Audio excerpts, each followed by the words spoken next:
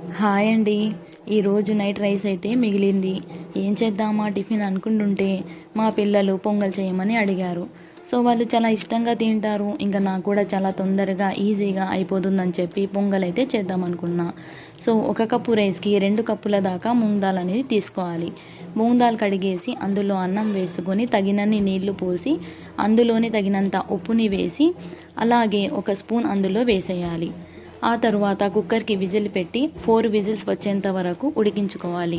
Spoon ఎందుకు వేసానంటే ఉడుకుతున్నప్పుడు ఈ నీళ్ళు అనేవి బయటకు పొంగకుండా ఉంటుంది, అందుకని. సో ఇది ఒక మంచి టిప్.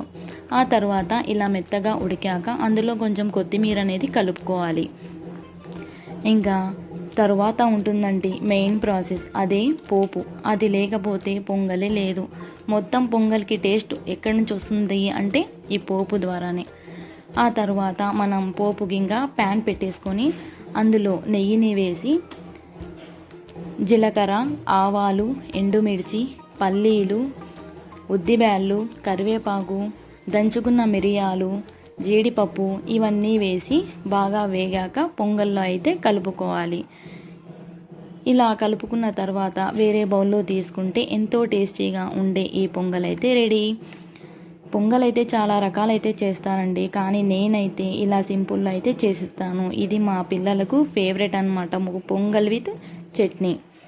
Thanks for watching.